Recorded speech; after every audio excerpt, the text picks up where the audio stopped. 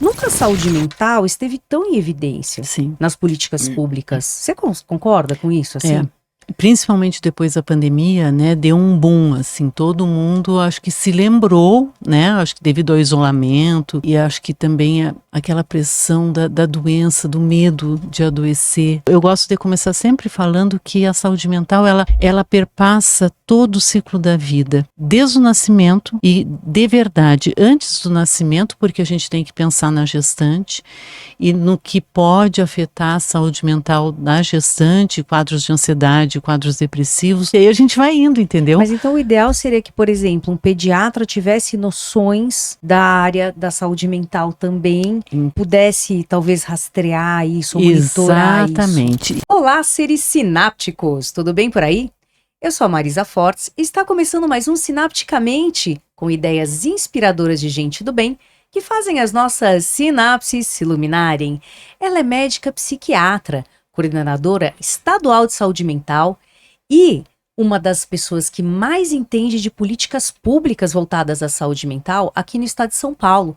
Eu vou conversar com a maravilhosa, minha companheira de Progesc, do IPQ, do Hospital das Clínicas aqui de São Paulo, uma pessoa que sabe também bastante sobre esquizofrenia, especialmente a esquizofrenia resistente. Tem muitos anos de prática clínica que leva agora para essa parte da gestão pública para nos ajudar aí a resolver os problemas de saúde mental dentro da política, dentro do nosso estado e dentro de uma área que é muito, muito, muito complicada para a gente poder falar. Então nós vamos conversar com Maria Alice Scardoelli. Oi! Oi, tudo bom, Que bom te ver nesse ambiente. Diferente, né? Mais A gente se vê leve, todas as né? terças-feiras lá no Hospital Psiquiátrico, no HC. E aí a gente vem falar sobre um assunto que eu considero importantíssimo, porque nunca a saúde mental esteve tão em evidência nas políticas públicas. Você concorda com isso, assim? Principalmente depois da pandemia, né, deu um boom, assim, todo mundo acho que se lembrou, né, acho que devido ao isolamento e acho que também aquela pressão da doença, do medo de adoecer, né, de alguma coisa que era invisível e que contaminava e não se sabia muito bem como nem por onde. E as pessoas que partiram também em decorrência da pandemia, eu acho que isso tudo acabou mobilizando muito mesmo as pessoas. E, claro, não foi só no estado, no país, foi no mundo inteiro. Então, foi uma situação realmente diferente. E depois disso, as questões referentes à saúde mental, assim, explodiram, literalmente. E como é que foi, assim, o teu percurso, né? Porque você virou coordenadora de saúde mental em 2024... E você sempre teve esse interesse? Eu sei que você é uma expert em gestão, né, de pessoas, de equipes, você tem essa proatividade, esse olhar para o grupo, você é uma pessoa doce.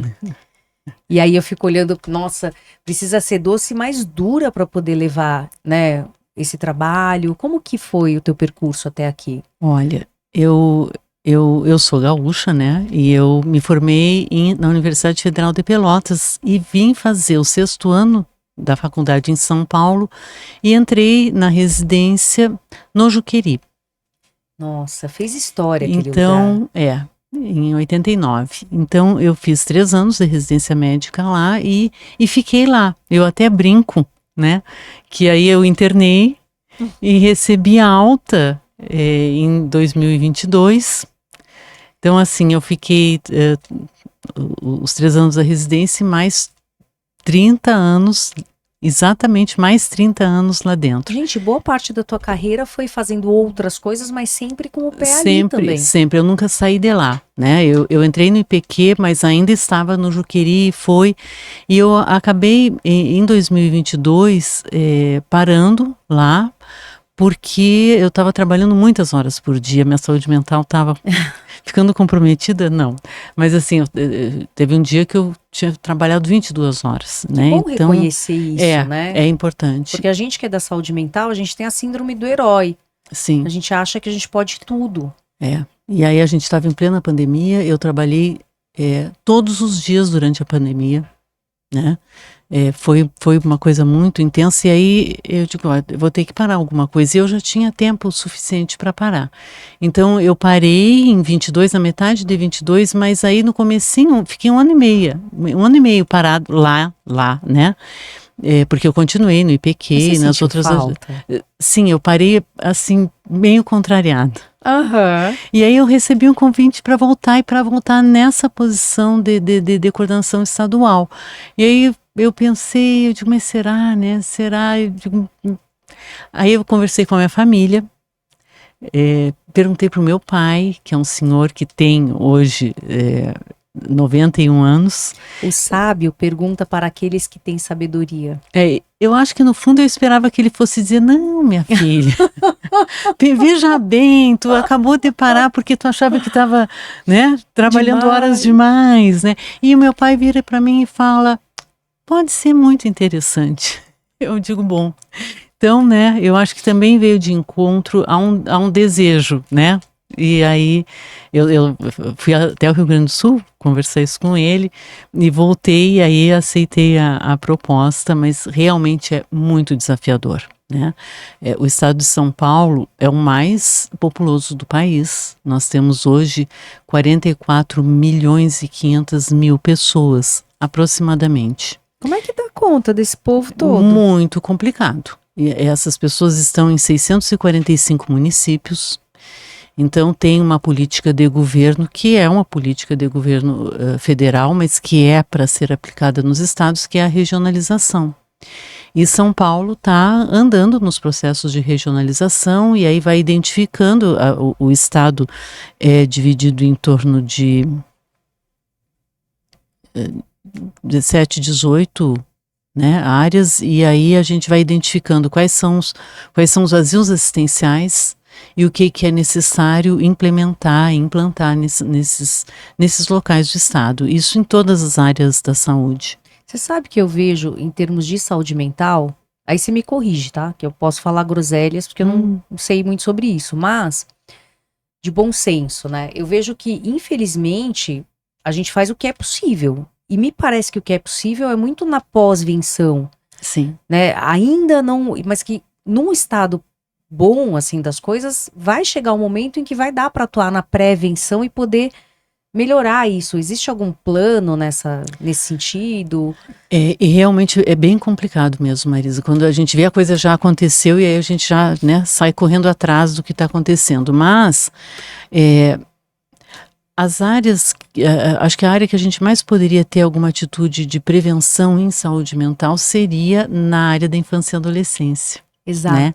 E aí os programas direcionados ao escolar, que é o PSE, Programa de Saúde na Escola, parceria com o Ministério da Educação. Ai, como que e é com a área isso? da educação. Conta. E aí ele transcorre na atenção básica, e aí são feitas ações no sentido de, principalmente para álcool e drogas, né? Mas também, e aí a gente vai entrando, né, nas outras questões de saúde mental, nesse momento tem um olhar muito grande sobre o que se chama de espectro autista, que é muito complicado isso. Na tua visão, tem uma supervalorização de sintomas? Ou tá dando mais mesmo por causa de... Eu acho que a gente vai mais pro lado da supervalorização dos sintomas, né? O número, eu até vi um artigo relativamente recente que assim, o número de diagnósticos é o mesmo, a incidência e a prevalência é mais ou menos a mesma, mas se faz mais diagnóstico mesmo, porque acho que as pessoas estão olhando mais. Além disso, tem toda uma política de benefícios.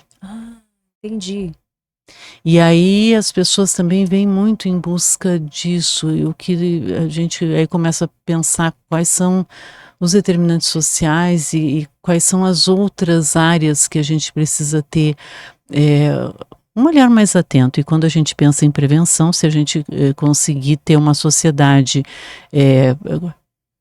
mais justa no sentido de empregabilidade, de cultura, de esporte, lazer e mais recursos, né? Talvez as pessoas pensem em ter uma vida mais saudável, que eu acho que é a melhor fonte de prevenção. Talvez até, vou chover no molhado, tá? Mas a questão das telas, né? Que traz um pouco essa coisa... Sim, sim. E a questão das telas aí a gente, né...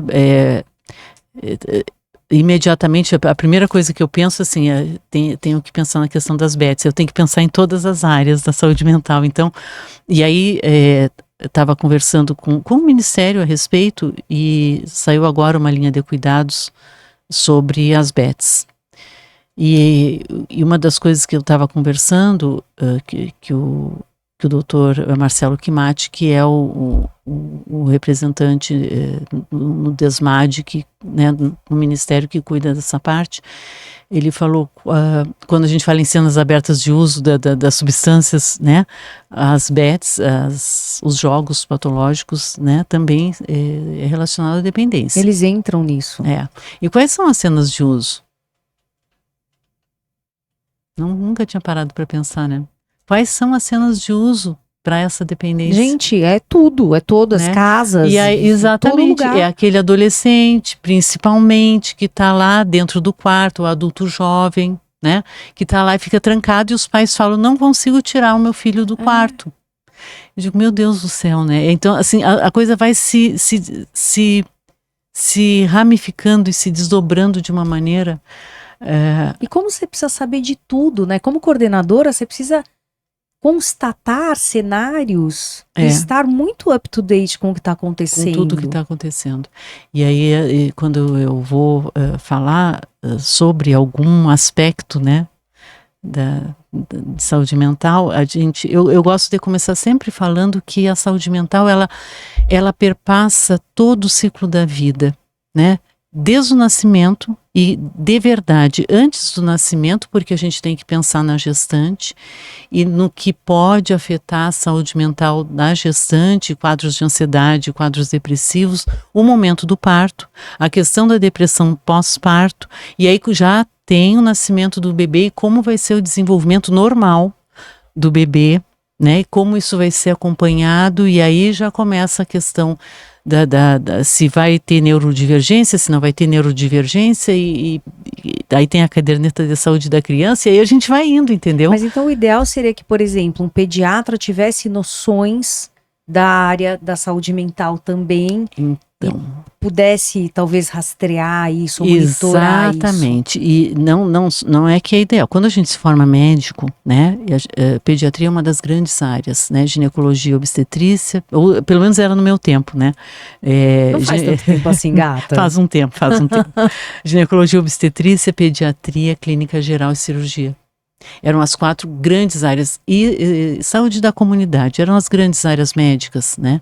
Hoje em dia faz falta, sobra vaga em residência de pediatria, mas de verdade, né? Quando a gente se forma, a gente tem que saber o desenvolvimento normal e acompanhar, que é a puericultura. Hoje é mais feito até pela área de enfermagem, mas o pediatra tem que saber fazer. Então tem que ter capacitação massiva desse povo.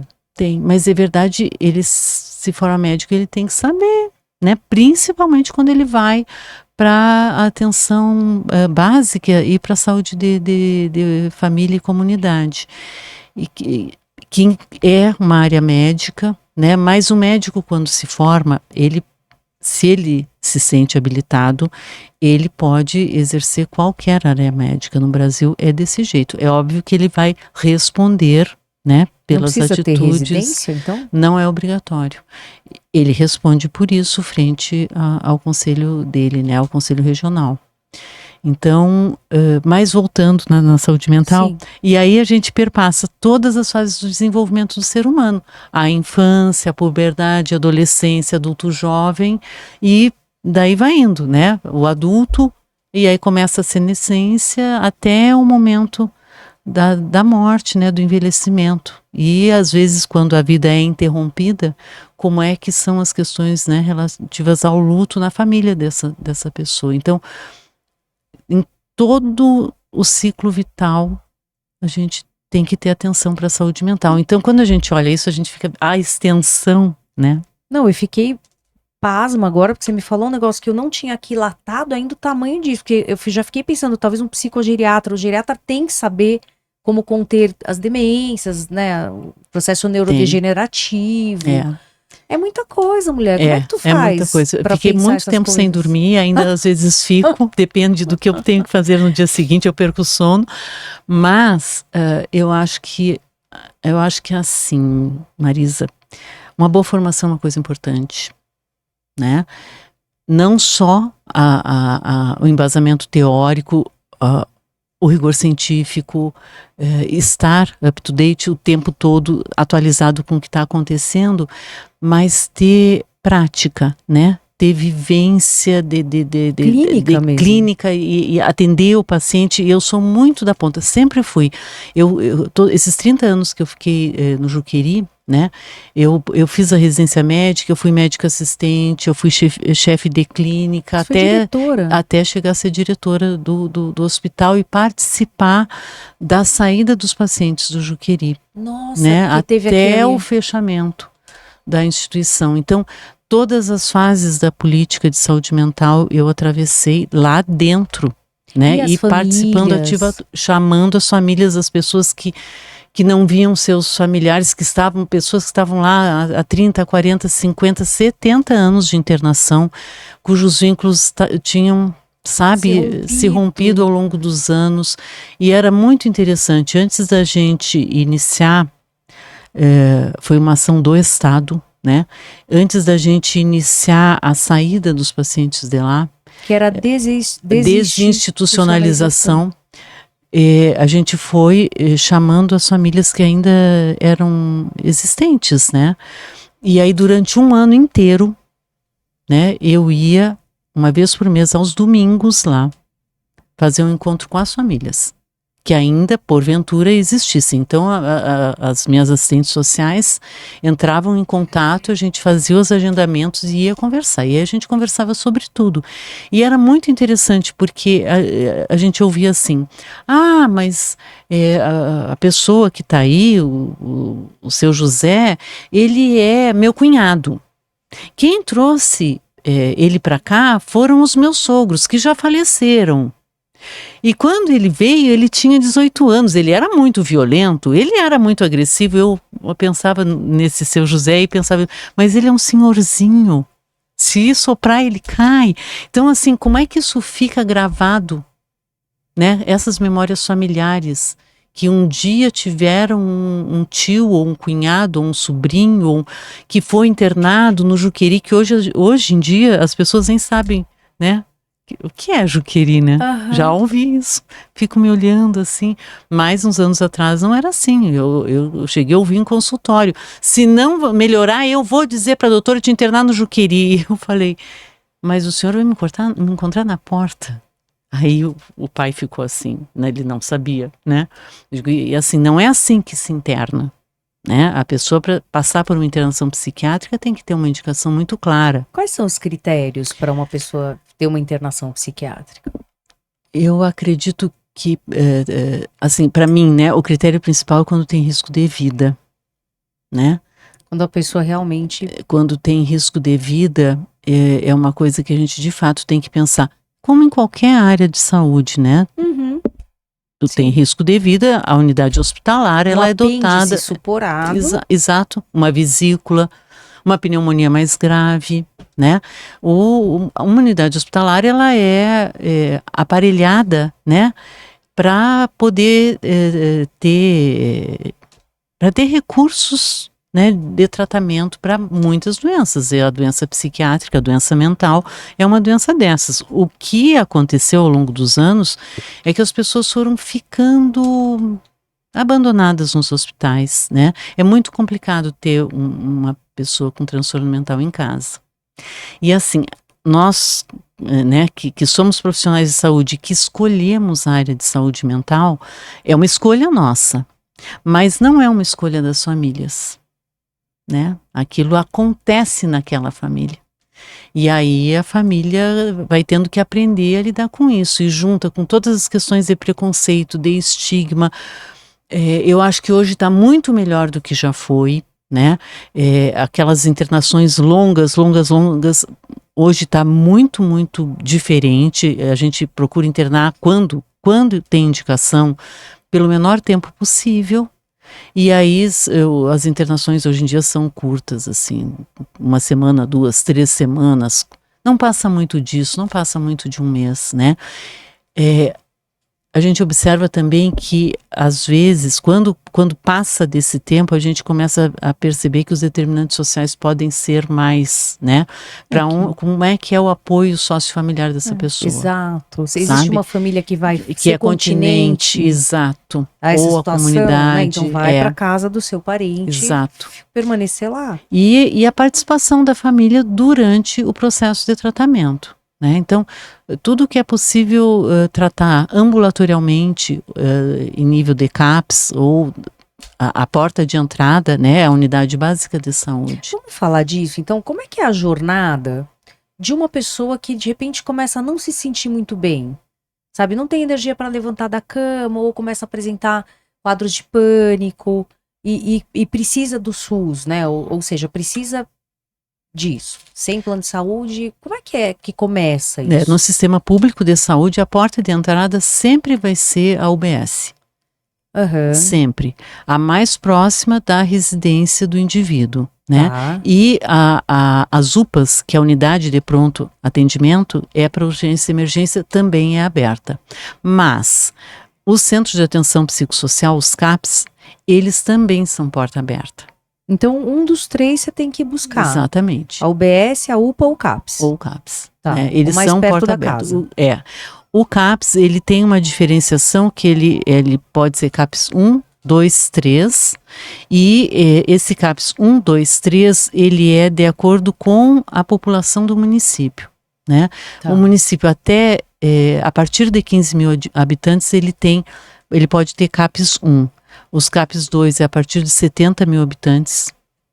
E os CAPS 3 aí já é acima de 100 mil, 150 mil habitantes. Que são as regiões de São Paulo, por exemplo. A capital é muito bem servida. A capital tem muito recurso e o município de São Paulo tem um sistema que funciona bastante bem. O único problema é o número de habitantes. É muita gente. É muita gente, é muita gente. E esses CAPs também, eles têm os CAPs IJ, que é infância e adolescência, e também tem, quando é espectro autista, eles vão para os centros de referências, que são os CERS. Ou seja, tem bastante tem coisa muito recurso para fazer. E também tem os SECOS, que são centros de convivência. Que seria um hospital dia? É mais ou menos, não é uma unidade hospitalar e não necessariamente uma unidade da saúde. A intersetorialidade é uma coisa que anda muito junto com a área de saúde mental. Então, a gente precisa muito do desenvolvimento social, né? Porque é o que dá condição ali, né? Sociofamiliar. A gente precisa da Secretaria da Pessoa com Deficiência. A gente precisa da educação também, né, e a saúde. No programa do governo do estado que cuida de TEA, né, que a gente tem uma coisa que chama PEIPTEA, que é um convênio de 4 secretarias: saúde, educação, pessoa com deficiência e desenvolvimento social. Quem coordena esse grupo é a pessoa com deficiência. E aí tem os centros TEA, que é do estado, e aí vai tentando multiplicar isso pelo interior do estado. Mas olha, é bem complexo tudo isso. E o déficit de atenção também tem esse olhar? Assim, porque agora também parece que tem uma enxurrada de diagnósticos, de TDAH, né? Já passou um pouco esse furor do TDAH. Agora tá mais TEA, inclusive com adultos procurando, né? Para saber, eu acho que eu tenho TEA. É meio complicado, né, gente? Não é bem assim. E a classificação para TEA, a gente vai em níveis de suporte. Nível 1, que precisa menor suporte, até nível 3, que é de maior suporte. Mas o suporte para nível 1, às vezes, é extremamente complexo também. Não é que o nível de complexidade é presente aí na questão de transtorno de espectro autista. Tem outros diagnósticos que fazem parte da infância e adolescência, né? O do espectro autista, ele pode ser, ao longo do primeiro ano de vida, até 24 meses, ele vai se fazendo presente, né, as alterações. E por isso é tão importante a puericultura, para a gente pegar mais precocemente e já ver qual vai ser o aporte de de planejamento terapêutico para esse caso. Mas também tem transtorno de oposição desafiante, tem o transtorno de hiperatividade, déficit de atenção e hiperatividade, e tem alguns diagnósticos que de fato eles são feitos na infância. É difícil um adulto fazer um diagnóstico de hiperatividade se ele não foi um hiperativo na infância. E é um pouquinho diferente em gêneros, para homem e para mulher. A mulher é menos hiperativa e o homem, menino, mais ativo, né? E às vezes é só falta de limite também, aí é outra coisa, né? É outra coisa. É outra coisa. Mas aí, então, a pessoa tá lá, começou a ficar meio assim e tal. Aí, o que acontece quando ela dá entrada, então, em um desses 3 serviços? Para onde ela vai? O que a pessoa... Ela é avaliada? Ela é Como que avaliada funciona? pela equipe, né, da atenção primária, e a gente tem um olhar aí para prever e prover treinamentos. Quando a gente pensa em Estado e a gente pensa nas esferas de governo, né, tem o governo municipal, estadual e federal.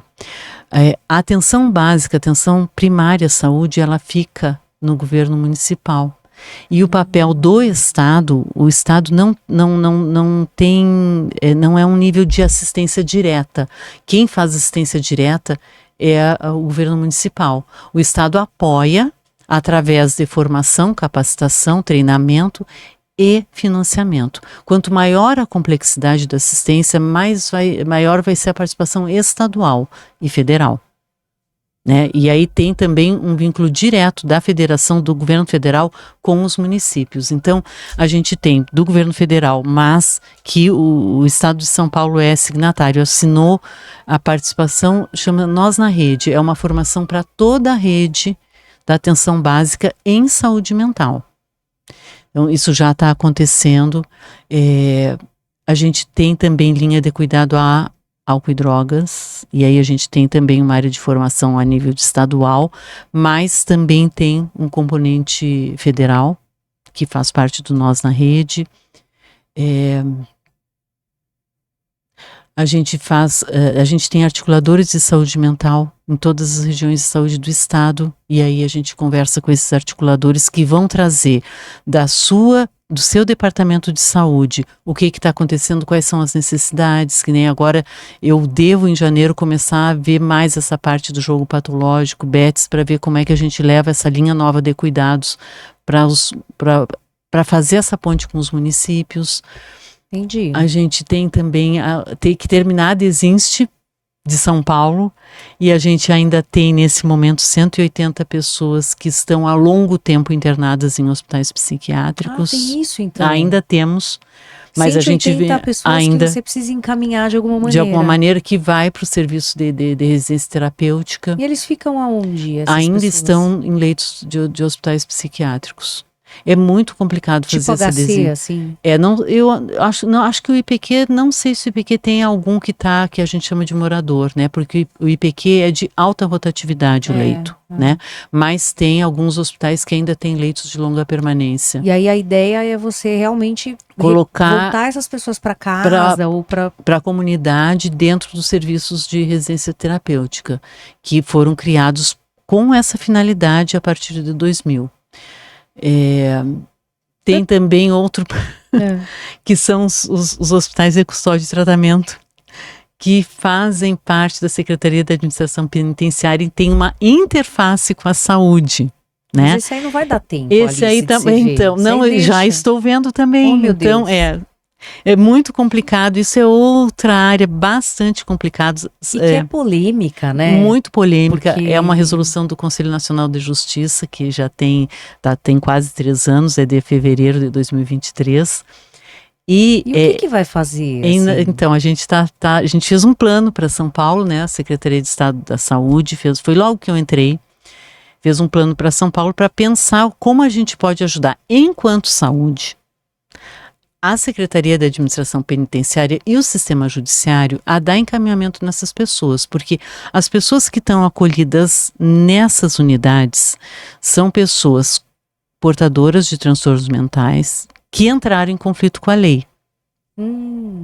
E por isso elas foram parar no Sistema Judiciário. E Mas aí- precisaram fazer, quando é uma pessoa portadora de transtorno mental que entra em conflito com a lei e comete algum tipo de delito, ela não teve condições de, ela só cometeu o delito em função do transtorno mental, e aí ela chama-se absolvição imprópria, ela não tem o mesmo discernimento para responder por isso frente à justiça. Ela passa por uma perícia médica que determina se ela teve ou não condições de entender o que aconteceu naquele momento, e aí ela pode ficar recolhida nesse sistema.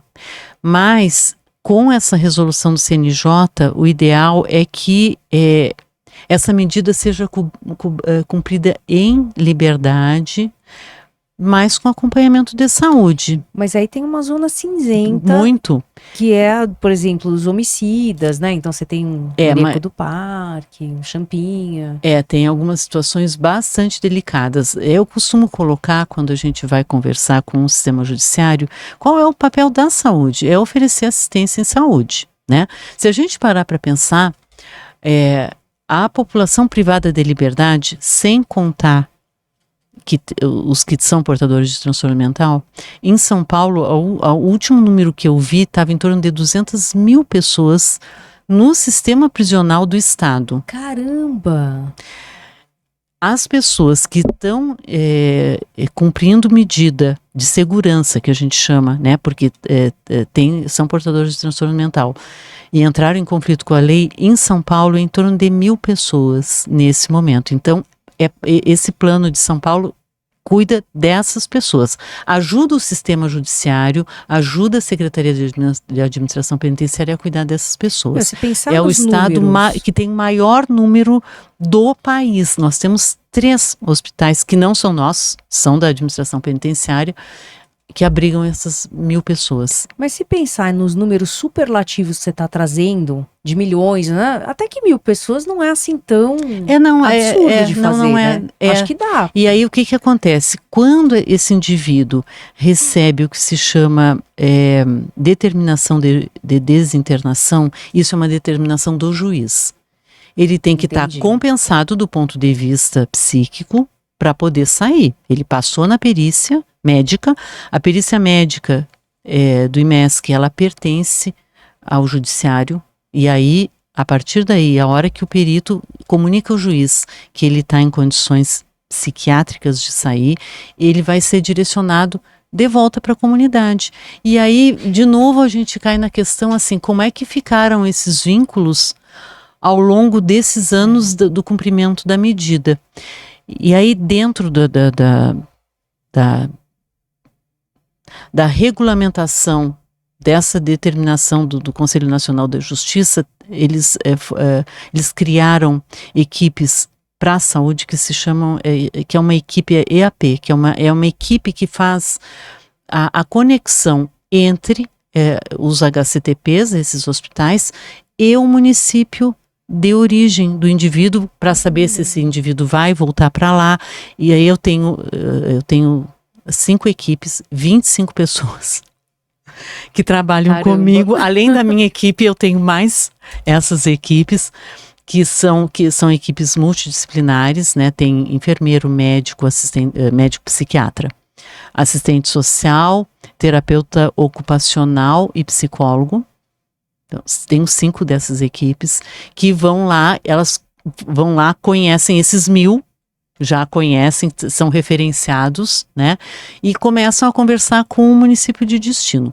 Claro que dependendo do delito, nem sempre a família, né, pode se sentir à vontade para receber, e aí a gente vai em busca de outros locais e pensa como a gente vai construir, ajudar na construção do projeto terapêutico singular para cada um desses indivíduos. É bastante trabalho, porque viu, Marisa? Precisa ter a manutenção desse tratamento, né? Tem pacientes, por exemplo, com esquizofrenia que não podem deixar de tomar a medicação. Exatamente. E aí precisa alguém olhar isso, exatamente. Né? E aí a gente faz essa conversa com os municípios, a gente faz a conversa com a assistência farmacêutica para ver se tem a medicação na hora que a pessoa vai sair, né, do sistema prisional para entrar no SUS, porque era isso que eu ia falar, é tanta coisa. tem 200 mil pessoas no sistema prisional. Todos os dias eles saem, eles terminam o cumprimento da pena e voltam para sua comunidade. Uhum. E a hora que volta para a comunidade, para o seu município, para a sua cidade, entra no SUS, né? Vai para atenção primária, tem hipertensão, diabetes, todas as outras patologias que acometem normalmente a população, não é só saúde mental, né? Mas parece que quando entra em conflito com a lei, sobe de novo a questão do estigma e do preconceito, né? E é uma coisa muito complicada isso. É muito complicado isso, sabe? Muito difícil. Vocês têm ações, assim, em relação a isso, anti-estigma? A gente que está lá no IPQ... No IPQ, né? Existe a eletroconvulsoterapia, que a imprensa insiste em chamar de eletrochoque, por mais inadequado que seja, e aumenta o estigma. Pois é. Então a gente convive com isso lá, né? Vocês têm algum plano de informação? Além da gente conversar todas as vezes que a gente pode, a gente fez um seminário grande junto até com o Ministério da Saúde o ano passado, sabe? Para falar sobre a questão desses HCTPs, como é que é isso, porque isso é uma ação em todo o país. Muitos estados já não têm mais esses hospitais. A questão é, e aí, onde é que vão ser tratadas as pessoas que têm que continuar o tratamento? Né? E todas as vezes que a gente tem a oportunidade de ir conversar, de ir falar, os convites chegam para o estado, eu fui várias vezes falar sobre TEA, todos os dias. É o assunto do momento, é o que me dá muita dor de cabeça, a questão do TEA. Muito, muito. Mas assim, eu tenho uma equipe muito boa comigo na Secretaria de Estado, sabe? É um pessoal que é muito ponta firme, um pessoal que trabalha muito. Vocacionados. São, né? Então assim, eu tenho a Kátia, que cuida dessa questão dos HCTPs junto comigo, que é psicóloga, eu tenho a Alina, que também é psicóloga e cuida de todos os números para mim e me dá uma força muito grande na parte do TEA. E para a parte do TEA, a gente está fechando com o pessoal da infantil lá do IPQ. Olha só! Com o Dr. Guilherme Polanski, né? Para a gente ver um programa aí de formação também para o estado todo. A gente tem, para álcool e drogas, a gente tem o Divani, que é enfermeiro do HC, e a Lúcia, que é psicóloga, e aí a gente tem todo um olhar, e aí a gente teve uma atuação muito forte também nas cenas abertas de uso, para ajudar essa questão da redução do número, né? A hora que eu cheguei, o colega estava saindo falando sobre essas questões que a gente não chama mais de Cracolândia. Porque não existe mais, né? Não é só por isso, porque essa coisa Lândia traz uma coisa que lembra irônico, um pouco, né? De divertimento, e na verdade isso não é assim, né? É uma questão de doença isso, né? É muito difícil de tratar. Mas, assim, foi muito forte a intersetorialidade e uma ação do governo do estado também apoiando o município de São Paulo, que detinha as maiores cenas de uso. Então, assim, muito complicado. Eu fui, quando ainda tinha, né, na Rua dos Protestantes, fui algumas vezes. É muito complicado tu chegar lá e ver gestante. Sabe? Fala. E parecem hordas de zumbis, né? Porque as pessoas, elas estão fora do ar. Elas não estão, o contato é muito complicado, muito e aí triste. Tem gestante, e eu fico assim, quem é que vai falar pelo bebê que não nasceu ainda, né?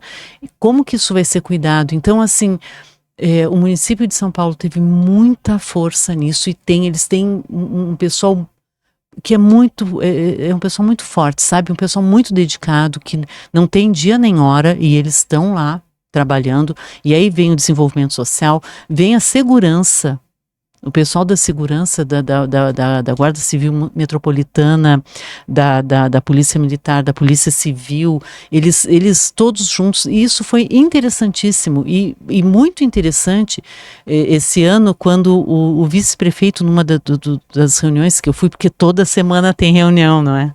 Numa das reuniões que eu fui... Disse a moça que queria trabalhar menos. E então, Mas assim, eu achei interessante porque...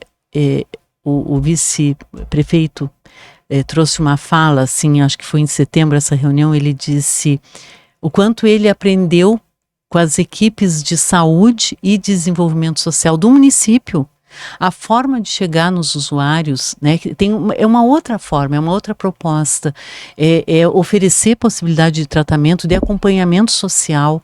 Então, assim, é muito interessante, sabe? Quando tu encontra pessoas que verdadeiramente estão interessadas em ajudar. E que sabem a maneira de fazer Sabem a isso. maneira de Isso é muito chegar, importante. né? Se você chegar lá e falar de privação de liberdade, a pessoa não vai de jeito Não nenhum. vai de jeito nenhum. E isso é uma das coisas que, assim, a gente oferece tratamento nos CAPs, né? CAPs AD, CAPs na rede, e faz oferta de tratamento sob internação. Para os casos mais graves é oferecido, mas uma das condições é que a pessoa aceite o tratamento, né? Se ela não aceitar tratamento para todos os tipos de dependência, não adianta. A pessoa tem que efetivamente querer. E o governo do estado, aí sim, a gente tem leitos à disposição, desde que eles concordem em se tratar.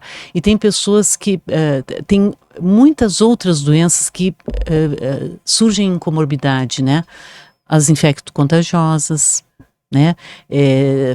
Às vezes tem questões cirúrgicas, tem uma vesícula, tem uma pneumonia, tem outras doenças que acometem. Essa população não cuida muito da saúde, né? É muito insalubre. Então, é tudo, desde alimentação que é fornecida até moradia.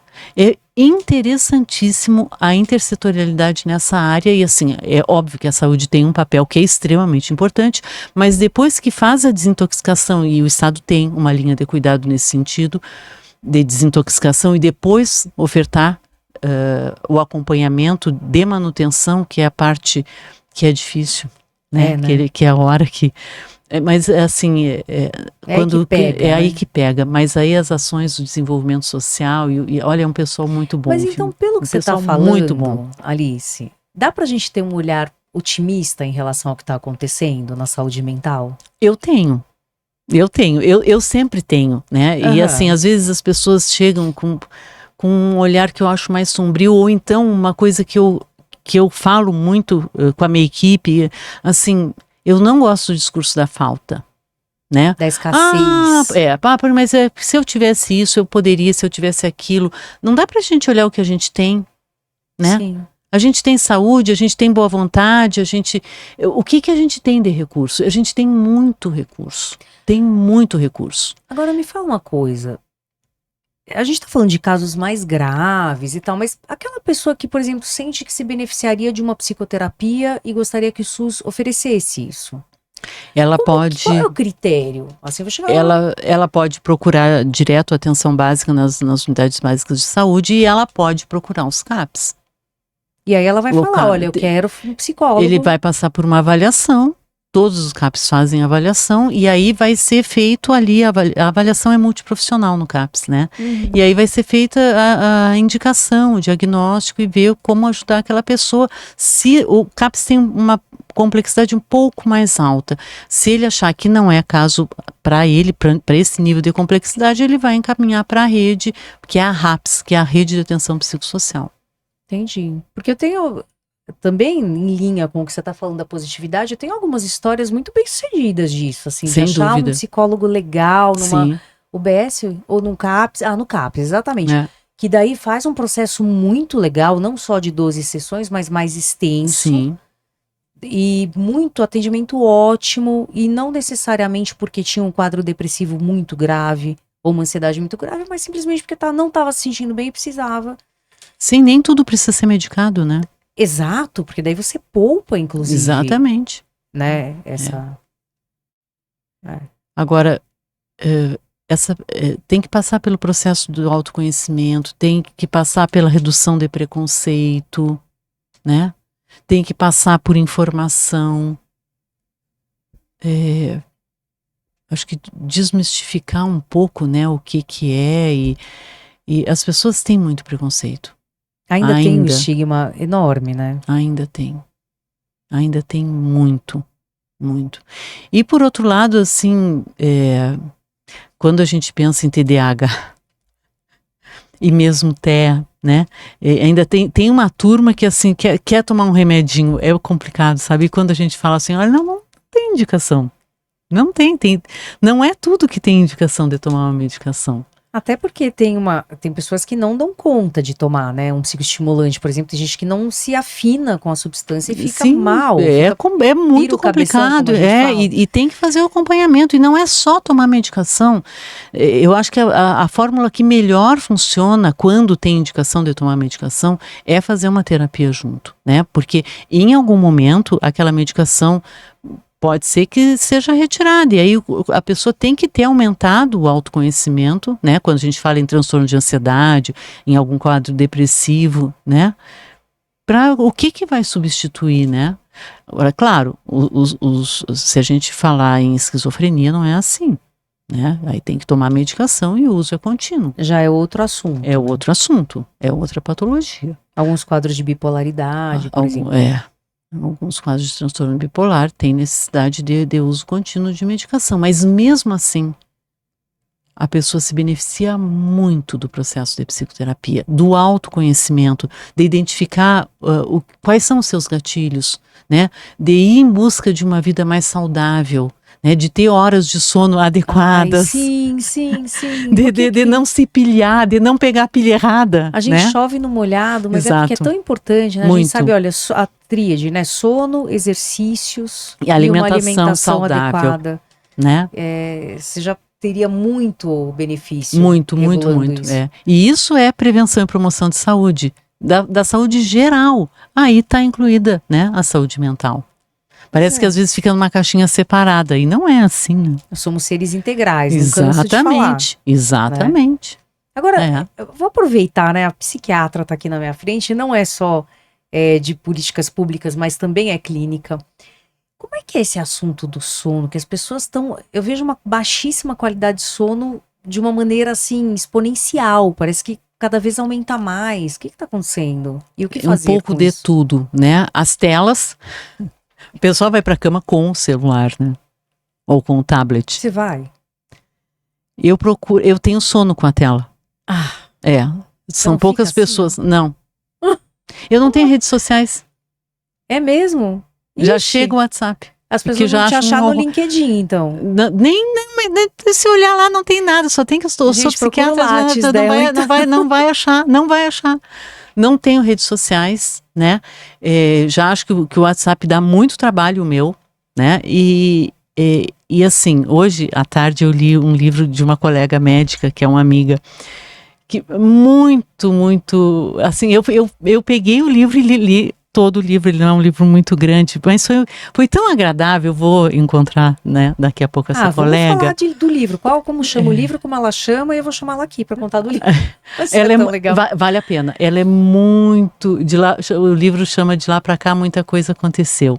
Ela lançou um livro no meio da pandemia, há 5 anos, e agora ela lança um outro livro, e aí ela conta um pouco mais esse percurso. Ela é pediatra, Velma Mohallen, e ela é uma pessoa, né, assim, muito agradável, muito divertida, tem umas tiradas sensacionais, e o livro é assim, vale a pena. E aí você leu de uma sentada, como se Sentei diz. Agora antes de vir para cá, né, e eu digo, eu vou encontrar com a Velma, eu quero chegar lá, eu vou levar o livro para ela autografar, e eu vou, porque eu não pude participar da tarde de autógrafos dela, porque eu estava envolvida em atividades profissionais minhas também, mas vale muito a pena entrevistar a Velma. Ela é muito divertida. E ela tem umas tiradas e umas sacadas, e ela é pediatra de formação. Então, isso faz um bem para a saúde mental, né? E ela traz umas histórias sensíveis, e ela gosta muito de pets também, cães, e ela fala sobre isso também. Vale a pena. E isso é muito bom para a saúde mental da gente. Então, mas aí você estava falando, a gente estava falando disso por quê? Em vez de você ir para uma tela, você pega um livro. Eu pego um livro, eu gosto. Eu só não tenho muito tempo disso, e é complicado, porque aí se eu pego um livro que não seja um artigo técnico, né, que um livro, alguma coisa técnica, eu começo a pensar, meu Deus, mas eu acho que eu poderia dar uma olhadinha mais nisso ou mais naquilo, agora eu tenho que me envolver com as bets, então vamos aí, né? Mas você sente isso também? Porque eu achei que eu estava sozinha nessa. Eu tenho adoro, assim, livros de entretenimento e livros técnicos, são 2 pilhas. Aí você pega o técnico, aí você começa a ficar com sono. Mas aí você vai pegar aquele, tá uma delícia. Aí você fala, não, mas puxa, eu precisava estar aqui, ó, tô perdendo tempo aqui. Exato. Mas não é perda de tempo, é? Não é perda de então, tempo, né? Vamos falar Pois disso. Não é Então, por quê, não é? Não é porque tu sai um pouco e entra.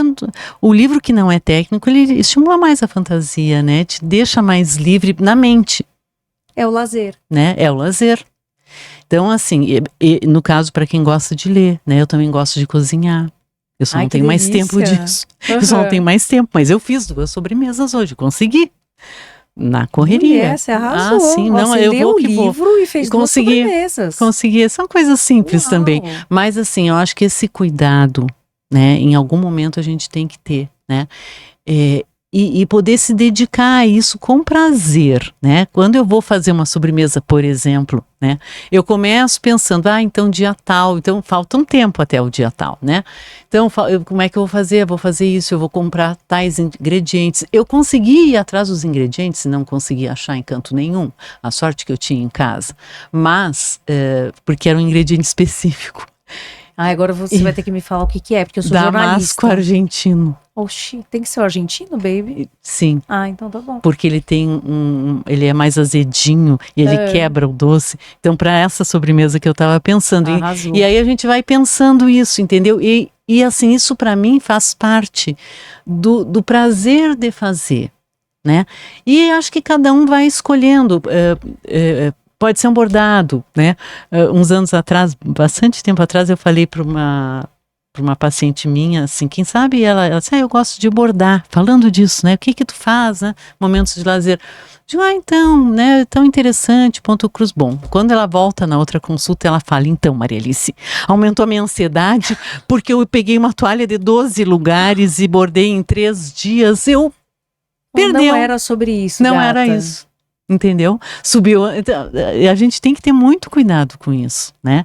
E a pessoa realmente, quando ela vai ter um momento de lazer, ela pensar sobre isso e se permitir estar, né? Poder ir deitar para dormir sem uma tela. Atenção leva um plena, livro, né? Naquilo atenção que ela tá plena, fazendo. mindfulness, que é uma coisa que ajuda bastante. Então vale a pena investir numa ótima qualidade de sono, para a gente ter saúde mental. Vale a hora que o cérebro dá uma descansada também, né? Ele continua trabalhando, mas aí já num outro ritmo. E se a pessoa já entrou no vórtex? Então se ela já acorda durante a madrugada, e aí fica com insônia, aí os pensamentos em cascata, como é que faz? Aí é bom ela, né, se isso permanecer, é bom ela procurar uma ajuda. Uma insônia ocasional, né, não necessariamente é um sintoma. Mas quando isso começa a se repetir, às vezes isso é o início de um quadro, né, de ansiedade, ou, né, na madrugada é mais característico quadro depressivo. Alguns quadros psicóticos podem começar, né, com alteração de sono. Então, sempre é um sinal de alerta, né, tudo aquilo que foge de um funcionamento médio, né, de um funcionamento normal, né, a gente tem que olhar com um pouco mais de atenção. Né? Então, sobretudo, valorizar os momentos de lazer, porque as pessoas acham que é bobagem, né? Não. E não é bobagem, especialmente atualmente. Em que... E as pessoas, elas se pilham, né? Elas aumentam a própria ansiedade, é uma coisa extremamente rápida e a questão da própria inteligência artificial. A gente vai juntando, assunto, né? Outro assunto. É uma coisa impressionante. É uma coisa impressionante. Outro dia, o paciente me disse isso, que ele está numa conversa ali com a inteligência artificial, né? Nada substitui a conversa presencial. Estamos aqui presencialmente. Não se surpreenda se você for atender um paciente no consultório e ele disser que fez uma consulta com o psiquiatra do ChatGPT. Exato, mas foi exatamente isso. O que você está dizendo com o que é mais ou menos isso que aconteceu essa semana. Né? Então, não, mas doutora, por que um antidepressivo se o chat me falou que eventualmente um anticonvulsivante é melhor? Pois é. E aí a gente tem que ter o conhecimento, né, o referencial teórico, que é extremamente importante, e o referencial prático, porque não é tudo que serve para todo mundo o tempo todo. Né? Meu vizinho toma o mesmo remédio que eu, então. Mas foi a mesma prescrição. Ele passou muito mal e eu não suportei, e assim vai, né? O atendimento presencial que eu prefiro, né, durante o momento da consulta, a gente consegue pegar as nuances, né? A oscilação no tom de voz, o desvio do olhar. É diferente quando a gente está online e aí, não tô ouvindo, não tô te ouvindo. Ih, caiu a internet aqui, puxa, Marilis, caiu. Não. E aí vai, não, é outra qualidade de atendimento. E a outra coisa é o tempo de atendimento. Né? Não dá para fazer uma consulta em 5 minutos, não é possível fazer. Você acha? Eu tenho certeza. Não tem Diga como. isso aos planos de saúde. Não né? tem como, né? Agora, e isso em qualquer nível da assistência, seja na atenção pública quanto na saúde suplementar. É muito complicado, né? E o profissional de saúde, ele é responsável pelo atendimento que ele faz. Ele tem um ser humano na frente dele e ele é responsável por esse atendimento em qualquer área da saúde. Não só na área médica, mas em qualquer área de saúde. É muita responsabilidade. É muita né? responsabilidade. E assim, quando o Estado, essa parte que vem para o Estado, né, de formação e capacitação, e quando eu penso na rede de atenção psicossocial, e quando eu penso na DESINST, né, e mais os HCTPs, que são quadros um pouco mais graves mesmo, qual vai ser a continência da rede, eu realmente me preocupo. Né? Eu realmente me preocupo. Eu não acho que os profissionais atualmente estejam tão bem formados assim, sabe? As coisas estão muito rápidas. Muitos cursos de nível superior, onde o componente online, né, o EAD é muito... Isso vai, me parece, ouvir que isso vai voltar a ser mais presencial. Mas é complicado, é muito complicado.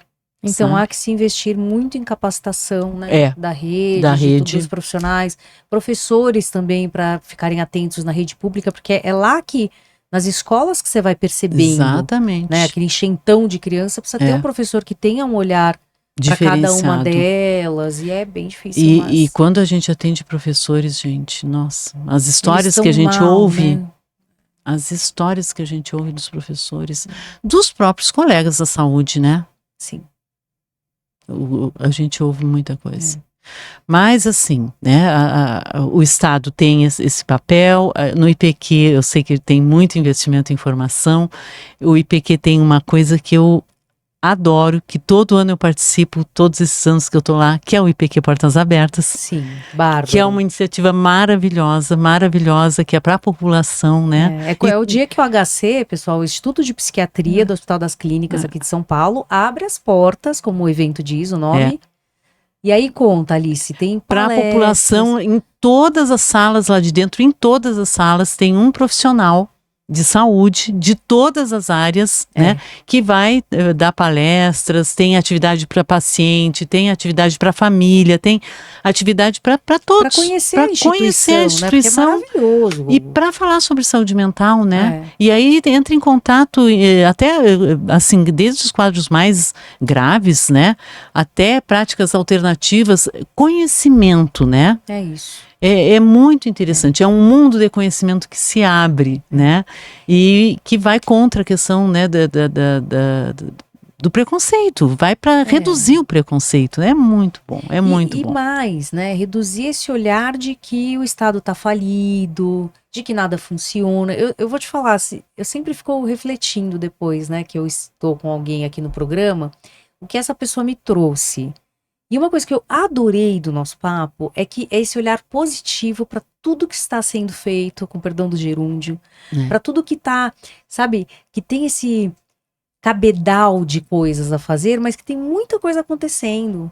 E é maravilhoso saber disso. Tem muita coisa acontecendo. A questão de uns 10 dias, no começo do mês, teve o lançamento do Selo TEA. O Selo TEA é uma iniciativa da Secretaria da Pessoa com Deficiência que fez um chamamento para empresas do setor público ou do setor privado que tem um olhar da inclusão para pessoas que façam parte do transtorno do espectro autista. Olha só. Foram 118 instituições que se candidataram e que trouxeram os trabalhos. As iniciativas são lindas, a quantidade de atividade que é feita no Estado.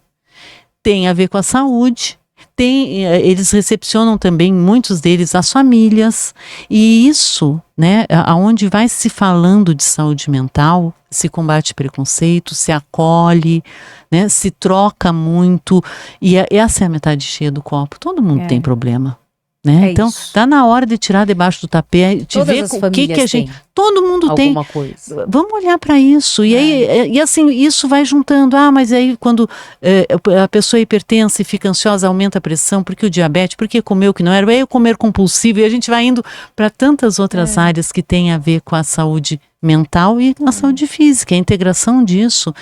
É o que se chama de saúde mesmo, é a integralidade das ações. E aí, gente, assim, aquela coisa, né? Não vou, vai ter fila, vão me chamar daqui a um ano. Para com isso, vai lá, procura. Vai lá. E, né, e acho que é isso que eu ganhei. Eu vou te pedir, eu sempre peço, para você dar uma palavrinha para a população, então, né? Que você possa trazer esse olhar positivo, doce que você tem. Então, se alguém está passando por alguma questão de saúde mental na sua família, eu quero que você deixe um recadinho na sua câmera para as pessoas que estão te assistindo, que é aquela ali.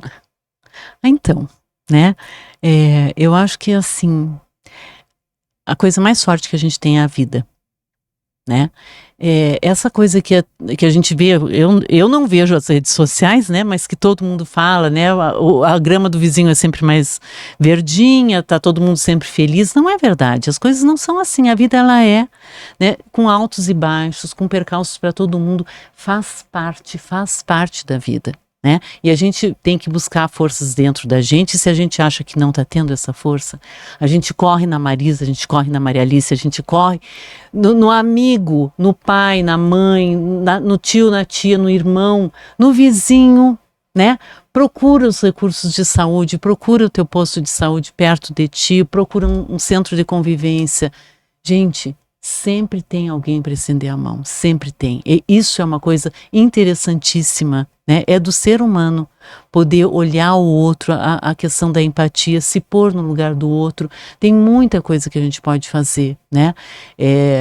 Dentro até na questão da medicina, a gente não promete a cura, né? Mas a gente promete o alívio dos sintomas, a redução do sofrimento, o acolhimento, o dar um colo. Isso não exige arte nem habilidade, sabe? Esteja junto, ouça, né? Fique perto, acompanhe.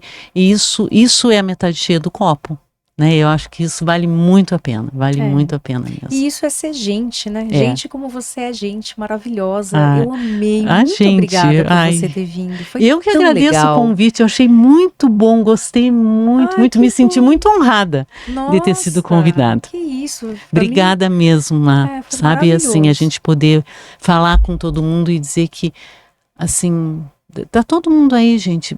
Às vezes a pessoa não fala que está precisando, e se a gente não tem um olhar mais atento, né, com tudo tão rápido, passa batido. É isso. E assim, poder ter um encontro, tomar um café, ou no Rio Grande do Sul tomar um chimarrão, tem esse tempo, ter este tempo, né, é um ganho de tempo, né, não é uma perda de tempo. Perda de tempo é ficar atrás da rede, né, o adolescente trancado no quarto, isso, né, a vida acontece fora das redes, fora do espaço virtual.